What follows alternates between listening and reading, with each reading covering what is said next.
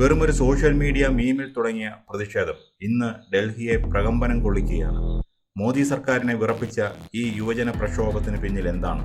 വിദേശ ഫണ്ടോ അതോ ഇന്ത്യൻ യുവത്വത്തിന്റെ രോഷമോ? ഇത് വെറും ഒരു സമരമല്ല.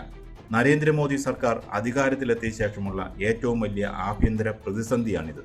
ഒരു സോഷ്യൽ മീഡിയ മീമിൽ നിന്ന് തുടങ്ങിയ പ്രസ്ഥാനം തുടക്കത്തിൽ എല്ലാവരും കളിയാക്കി തള്ളിയ ഒരു ട്രോൾ ഡൽഹിയിൽ ജന്തർ മന്ദിറിലെ ചെറിയൊരു സമരമായി തുടങ്ങി ദിവസങ്ങൾക്കുള്ളിൽ അപ്രസക്തമായി പോകുമെന്ന് കരുതിയ വിഷയം.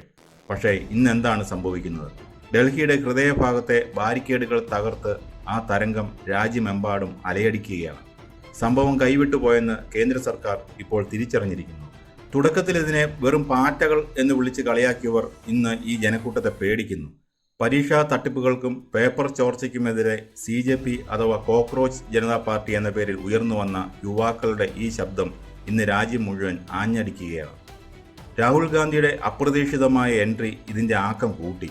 പ്രതിപക്ഷം ഈ വിഷയം ഏറ്റെടുത്ത രീതി മുൻകൂട്ടി കാണാൻ കേന്ദ്ര സർക്കാരിൻ്റെ വിപുലമായ രഹസ്യാന്വേഷണ ഏജൻസികൾക്ക് പോലും കഴിഞ്ഞില്ല. സ്വന്തം മൂക്കിന് താഴെ യുവാക്കളുടെ രോഷം ഒരു അഗ്നിപർവ്വതമായി പുകയുന്നത് ഭരണാധികാരികൾ അറിഞ്ഞില്ല.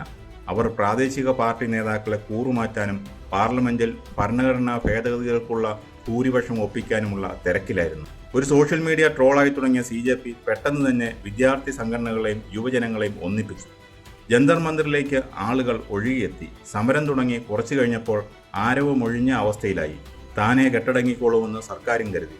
നിരാഹാരം ഇരുന്ന സോനം വാങ്ചുക്കിനെ പാർലമെന്റ് മാർച്ചിന് തലേന്ന് പോലീസ് ബലം പ്രയോഗിച്ച് ആശുപത്രിയിലേക്ക് നീക്കിയതോടെയാണ് കാര്യങ്ങൾ കൈവിട്ടുപോയത്.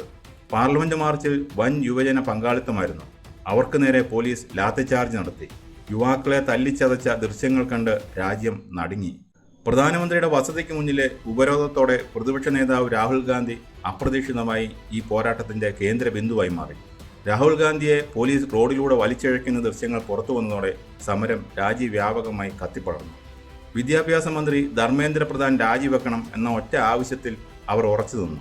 BJPയും കേന്ദ്ര സർക്കാരും ആദ്യം ഇതിനെ നേരിട്ടത് പഴയ തന്ത്രങ്ങൾ വെച്ചാണ്. ഇവർ ദേശവിരുദ്ധരാണ്, വിദേശ ഫണ്ട് വാങ്ങുന്നവരാണ്, പ്രതിപക്ഷം വിദ്യാർത്ഥികളെ കരുവാക്കുകയാണ് എന്നിങ്ങനെയൊക്കെയായിരുന്നു ആരോപണങ്ങൾ. എന്നാൽ ഈ ആരോപണങ്ങളൊന്നും ഏശിയില്ല. കാരണം സമരം ചെയ്യുന്നത് ഏതെങ്കിലും പാർട്ടിയുടെ കൊടിയേന്തിയ രാഷ്ട്രീയക്കാരല്ല, മറിച്ച് രാജ്യത്തെ സാധാരണക്കാരായ വിദ്യാർത്ഥികളാണ്. ഇനി നമ്മൾ ചിന്തിക്കേണ്ട ഏറ്റവും പ്രധാനപ്പെട്ട ചോദ്യമുണ്ട്. CJP എന്ന ഈ പ്രസ്ഥാനത്തോടുള്ള സ്നേഹമാണോ ആളുകളെ തെരുവിലിറക്കിയത്? തീർച്ചയായുമല്ല.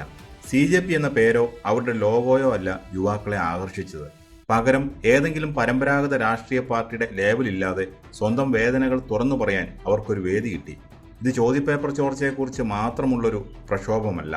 ഇതിനു പിന്നിൽ വലിയൊരു സാമൂഹിക നിരാശയുണ്ട്. നമ്മുടെ രാജ്യത്തെ യുവാക്കൾ ഇന്ന് ഭയങ്കര അസ്വസ്ഥരാണ്. ബിരുദവും ബിരുദാനന്തര ബിരുദവും കഴിഞ്ഞ ലക്ഷക്കണക്കിന് യുവാക്കൾക്ക് ജോലിയോ വരുമാനമോ ഇല്ല. വർഷങ്ങളായി വിജ്ഞാപനം വരാത്ത സർക്കാർ തസ്തികകൾ, വന്നാൽ തന്നെ അഴിമതിയും പേപ്പർ ചോർച്ചയും, പ്രൈവറ്റ് മേഖലയിലെ അനിശ്ചിതത്വം, പഠിച്ച് മിടുക്കരായവർക്ക് ജോലി കിട്ടുന്നില്ല. എന്നാൽ ഭരണകക്ഷി നേതാക്കളുടെ സ്വന്തക്കാർക്കും പണക്കാർക്കും വാതിലുകൾ എളുപ്പത്തിൽ തുറക്കപ്പെടുന്നു. യുവാക്കൾക്ക് മടുത്തു കഴിഞ്ഞു. ഇവിടെ നടക്കുന്ന അഴുക്കുപിടിച്ച രാഷ്ട്രീയവും വർഗീയ വിഭജനങ്ങളും മതത്തിൻ്റെ പേരിലുള്ള തമ്മിൽത്തല്ലും കണ്ട് രാജ്യത്തെ പുതിയ തലമുറയ്ക്ക് മടുത്തിരിക്കുകയാണ്. അവർക്ക് വേണ്ടത് മതമല്ല, അവർക്ക് വേണ്ടത് തൊഴിലാണ്, നല്ല വിദ്യാഭ്യാസമാണ്, മെച്ചപ്പെട്ട ജീവിത നിലവാരമാണ്.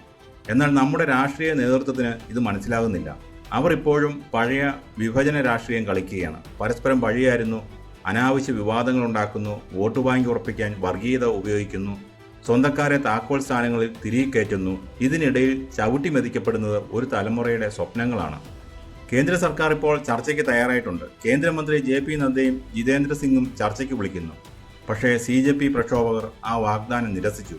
വിദ്യാഭ്യാസ മന്ത്രി രാജിവെക്കാതെ, പരീക്ഷാ വ്യവസ്ഥയിൽ സുതാര്യത ഉറപ്പുവരുത്താതെ ഞങ്ങൾ അടങ്ങില്ല എന്നവർ പ്രഖ്യാപിച്ചു കഴിഞ്ഞു. അവഗണിക്കാനും അടിച്ചമർത്താനും നോക്കിയിട്ട് കാര്യമില്ലെന്ന് മോദി സർക്കാരിന് ബോധ്യമായി. കാരണം പ്രശ്നം പെട്ടെന്ന് പരിഹരിച്ചില്ലെങ്കിൽ കോൺഗ്രസും പ്രതിപക്ഷവും ഇത് വലിയൊരു രാഷ്ട്രീയ ആയുധമാക്കുമെന്ന് BJPക്ക് അറിയാം. ഒരു നിമിഷം ആലോചിച്ച് നോക്കൂ. ഈ പ്രശ്നം സർക്കാർ ഇപ്പോഴും ഗൗരവമായി എടുത്തില്ലെങ്കിൽ എന്ത് സംഭവിക്കും? ഒന്നാമതായി, ഇത് ഡൽഹിയിൽ മാത്രം ഒതുങ്ങി നിൽക്കില്ല. മുംബൈ, ചെന്നൈ, ഹൈദരാബാദ്, പട്ന എന്നിവിടങ്ങളിലേക്ക് സമരം പടർന്നു കഴിഞ്ഞു. ഇന്ത്യയിലെ കോടിക്കണക്കിന് യുവാക്കൾ ഒന്നടങ്കം തെരുവിലിറങ്ങിയാൽ രാജ്യത്തിൻ്റെ സമ്പദ് വ്യവസ്ഥയും ക്രമസമാധാനവും പൂർണ്ണമായും തകരും. രണ്ടാമതായി, രാഷ്ട്രീയ ചിത്രം മാറും. ഇതുവരെ മോദി മാജിക് കണ്ട് അത്ഭുതപ്പെട്ടവർക്ക് മുന്നിൽ യുവാക്കളുടെ ശക്തി എന്താണെന്ന് വെളിപ്പെടും. ഈ യുവജന രോഷം BJPയുടെ വോട്ട് ബാങ്കിലെ ഏറ്റവും വലിയ വിള്ളൽ വീഴ്ത്തും. ഇന്ത്യ ഇന്ന് ലോകത്തിലെ ഏറ്റവും വലിയ യുവജന ശക്തിയുള്ള രാജ്യമാണ്. നമ്മൾ പറയുന്ന ഈ യുവജന സമ്പാദ്യം ഒരു അനുഗ്രഹമാണ്. എന്നാൽ അവർക്ക് കൃത്യമായ തൊഴിലോ പ്രതീക്ഷയോ നൽകാൻ കഴിഞ്ഞില്ലെങ്കിൽ ഈ അനുഗ്രഹം രാജ്യം നേരിടുന്ന ഏറ്റവും വലിയ ദുരന്തമായി മാറും. ഇന്നത്തെ പ്രക്ഷോഭം ഒരു മുന്നറിയിപ്പാണ്. മതത്തിൻ്റെയും ജാതിയുടെയും പേരിൽ തങ്ങളെ വേർതിരിക്കാൻ ഇനി കഴിയില്ലെന്ന് യുവാക്കൾ ഉറക്കെ പറയുകയാണ്. ഭരണകൂടത്തിന് 2 വഴികളേ ഉള്ളൂ. ഒന്നുകിൽ അവരുടെ ആവശ്യങ്ങൾ അംഗീകരിക്കുക, അല്ലെങ്കിൽ ഈ യുവജനതയുടെ രോഷത്തിൽ വെന്തുരുകുക. ജന്തർ മന്ദിറിലേത് സ്വന്തം ഭാവി സംരക്ഷിക്കാൻ തെരുവിലിറങ്ങിയ ഇന്ത്യയിലെ സാധാരണക്കാരായ വിദ്യാർത്ഥികളുടെ പോരാട്ടമാണ്. ജനപ്രതിനിധികളും ഭരണാധികാരികളും ഒന്ന് മനസ്സിലാക്കണം. പഴയ പോലെ ജനങ്ങളെ പറ്റിക്കാൻ കഴിയില്ല. ഉത്തരവാദിത്തങ്ങളിൽ നിന്ന് ഒളിച്ചോടാൻ കഴിയില്ല. ഇത് വെറും ഒരു ചോദ്യപേപ്പർ ചോർച്ചയുടെ മാത്രം കഥയല്ല. ഇത് ഇന്ത്യയുടെ നഷ്ടപ്പെട്ടു പോകുന്ന പ്രതീക്ഷകളുടെ കഥയാണ്. ആ പ്രതീക്ഷകൾ തിരിച്ചുപിടിക്കാനുള്ള യുവാക്കളുടെ നീക്കത്തിൻ്റെ കഥയാണ്.